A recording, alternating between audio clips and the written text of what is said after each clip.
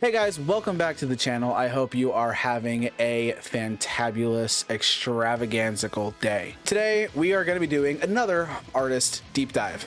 This time, we're going to be diving into the history and music and rapid rise of Bad Omens. Now, Bad Omens is probably one of the biggest bands to come out of TikTok, I guess you could say.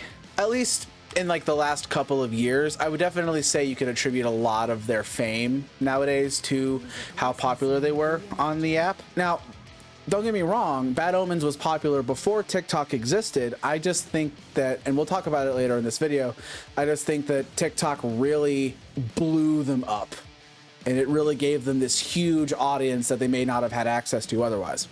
So last video, we talked about Sleep Token, another band who actually got really popular off of TikTok because of their song, The Summoning. And in that video, we briefly discussed Bad Omens. So in this video, we're going to expand on that and dive even deeper.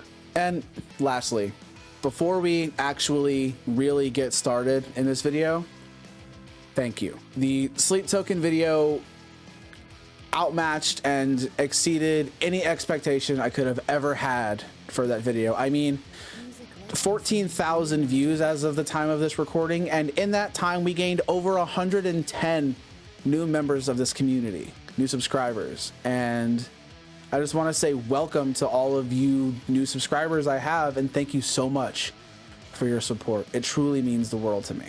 With that said, and all the sentimentalities out of the way, let's dive into Bad Omens. So before Bad Omens actually formed, Noah was in a band called Immoralist that was based out of the DC area. And all the while he was in this other band, he was actually secretly writing lyrics for Bad Omens, for at least what would become Bad Omens. So in 2014, Noah left Immoralist and went on to form Bad Omens. With him and his newly found bandmate, they released their first demo tape, which fortunately for them, they got some attention from Sumerian Records, and ultimately the songs that were on that demo ended up getting put onto their first full length. Fast forwarding about 5 years or so to 2019, Noah and the boys in Bad Omens were supposed to tour with Census Fail, but the tour fell apart. Now, Bad Omens says this was due to unfulfilled contractual obligations, but Census Fail says their logo font size was too small to fit on the poster and like the flyers and stuff. So Bad Omens saying, well, that's garbage, that's not true at all. They ended up releasing a shirt with their logo that's like this big. Super tiny on the shirt. And I live for the level of snark in that moment. It's just... it's perfect. Anyway, later that year, they dropped their single, Never Know, which if you haven't heard yet, it is an absolute banger, and I definitely recommend you check that song out. In August, they dropped their album, Finding God Before God Finds Me, to critical acclaim. It even ended up topping at number 4 on the US charts. And honestly, I think Finding God is an incredible display of not only the lyricism of Noah Sebastian, but just the musicianship of the rest of the members of the band. Songs like Dethrone, Kingdom of Cards, Finding God Before God Finds Me.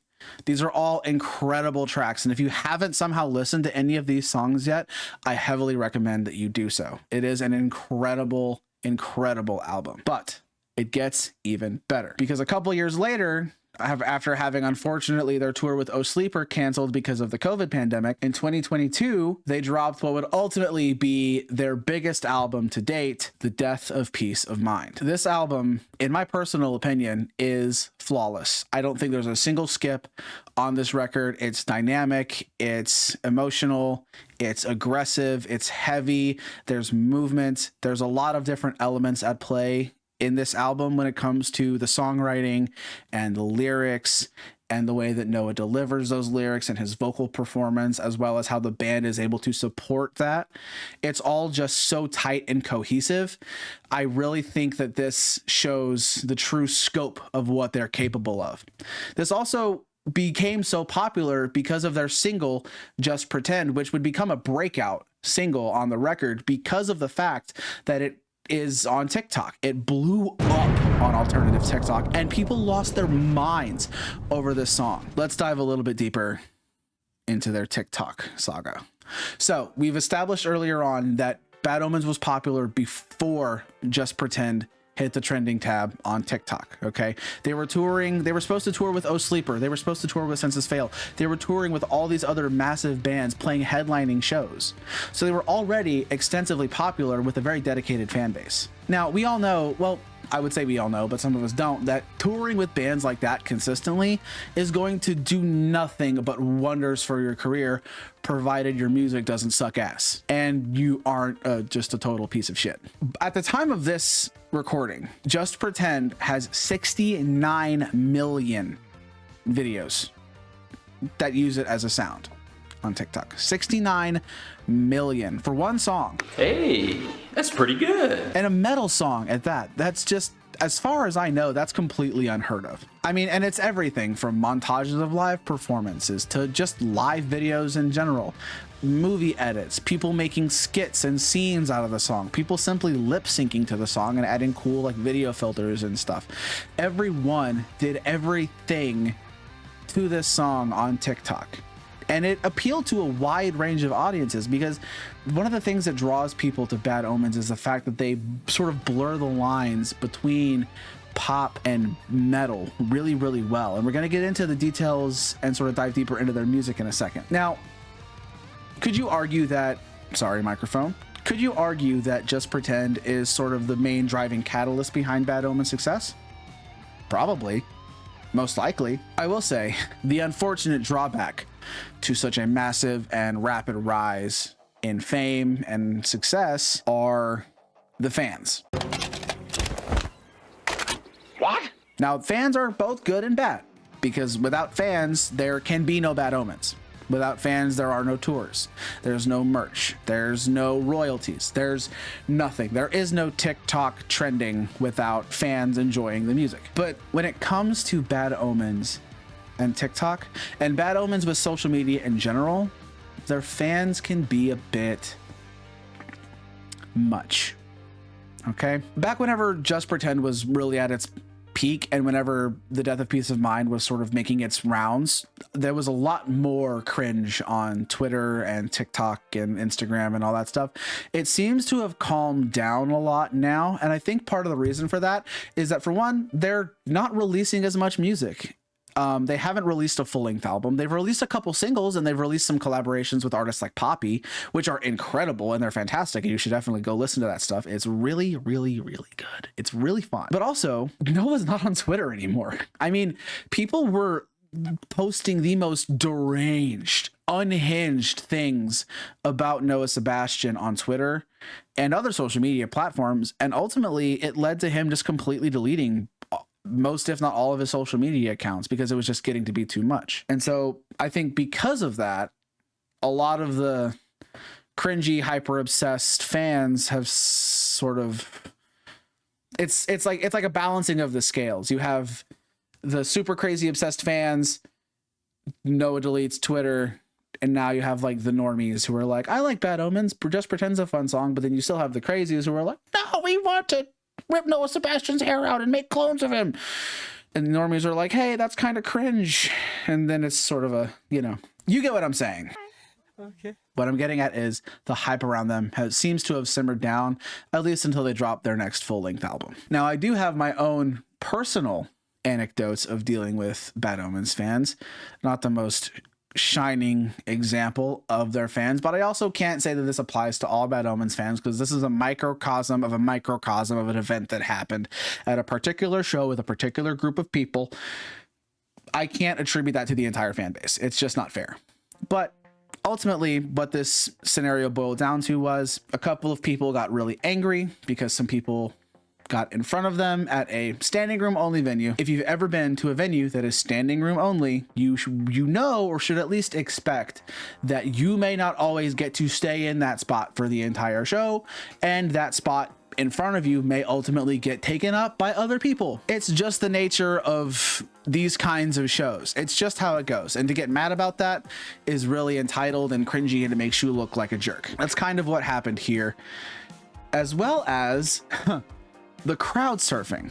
I'll get to that in a second, but the most mind-boggling thing that I saw at this particular show was a girl front row, I mean against the barricade, playing Snapchat crossword puzzles. I'm not making this up. I wish I had taken a picture, but I was just too shocked. She was on her phone leaning up against the barricade playing Snapchat word puzzles, and when she got bored of those, she swapped to Wordle.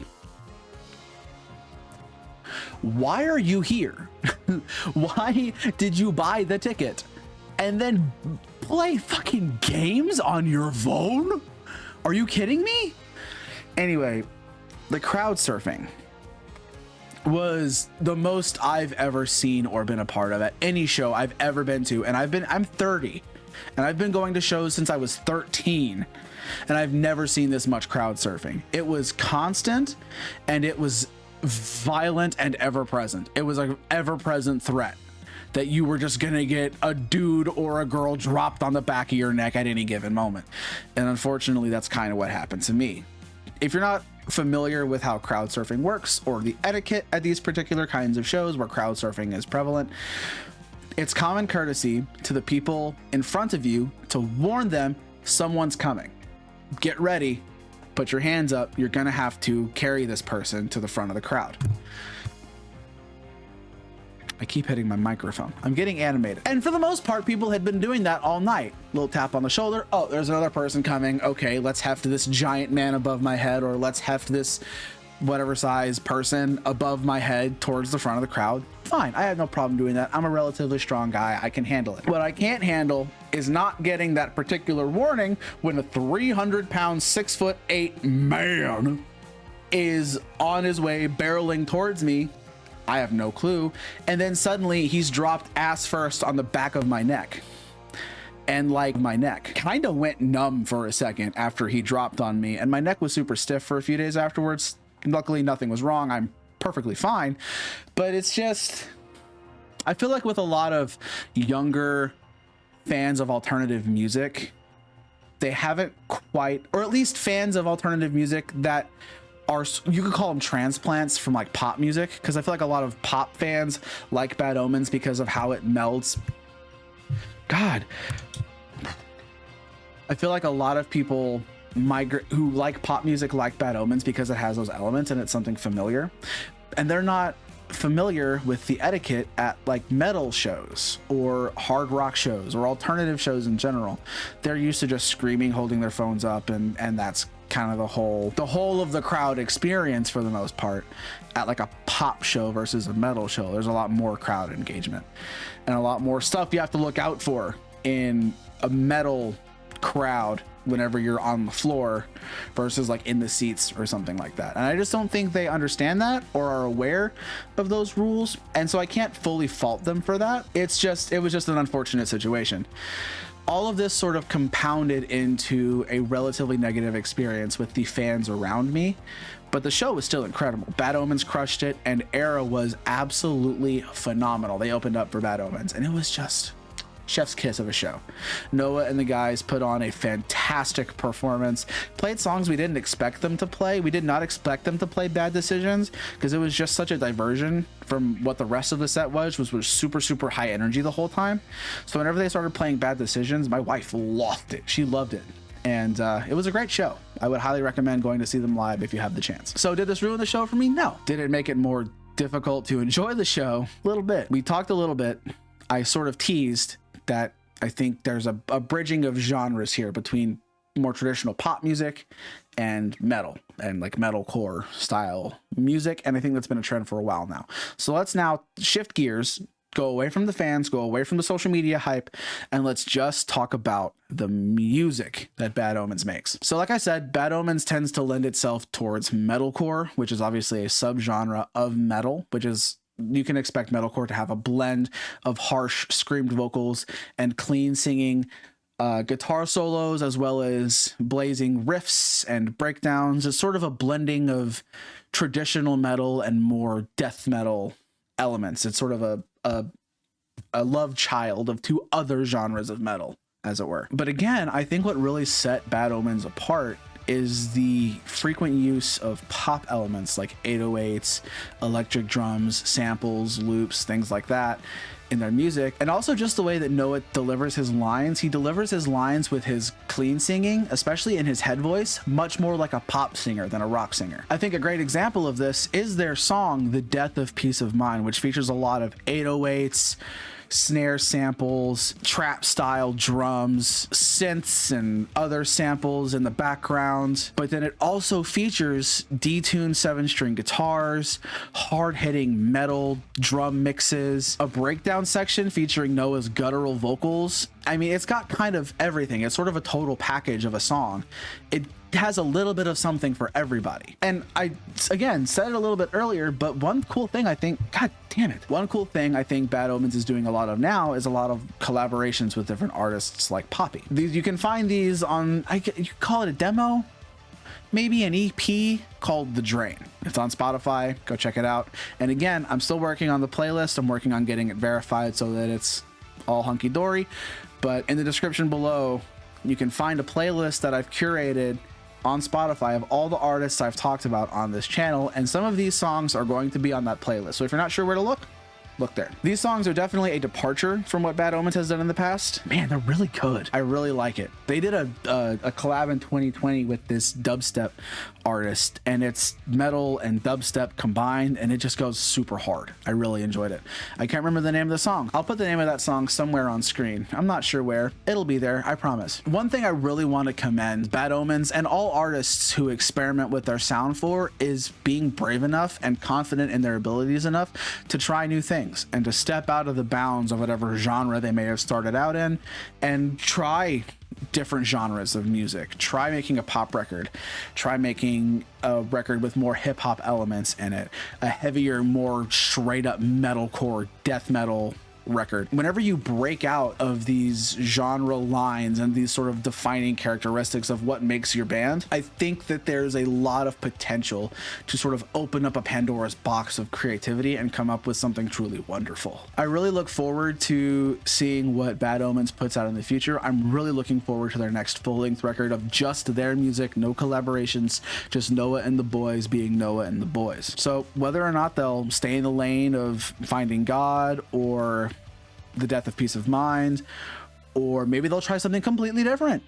Either way, I'm excited for the next full length. It's going to be interesting. Time will tell, and I'll be sure to make a video on it when that album drops. So be sure you hit that subscribe button and click the bell to stay notified for when that video does actually drop. It won't get lost in a sea of other videos, and you'll know to come check it out here first. With that said, thank you guys so much for watching. Once again, it really means so much to me that you have invested your time in this video and my other videos. This YouTube journey has been nothing short of extraordinary thus far, and I'm really excited to see where this channel goes, and that's all thanks to you. So again, like the video if you liked it, leave a comment letting me know what you think, what kind of stuff you want me to cover next. If there's something in this video that you think I missed or maybe missed the mark on, or maybe you disagree with or agree with, please let me know. Just please keep it respectful in the comment section, okay? I had some bad faith guys in the comments for the Sleep Token video. Let's try and keep that stuff to a minimum, okay? I want this to be a community of encouragement and open discussion about all things music. So let's try and keep it respectful in the comments, guys, please. As always, all my social stuff, my Twitch, Instagram, my band socials will be down in the description, as well as the Spotify playlist. So be sure to give that a check out down there, wherever it is below me. It's always there. It's always below me every single time. I don't know why I questioned it, but it's there. So go check it out, click all those things, go follow me there. I'm gonna start streaming on Twitch maybe soon again. I haven't streamed in like years, but I may pick it up again. If that's something you guys are interested in, let me know that as well. Maybe streaming on YouTube, I don't know. Tell me in the comments. I want to know what you guys think. And until the next one, I'll see you later.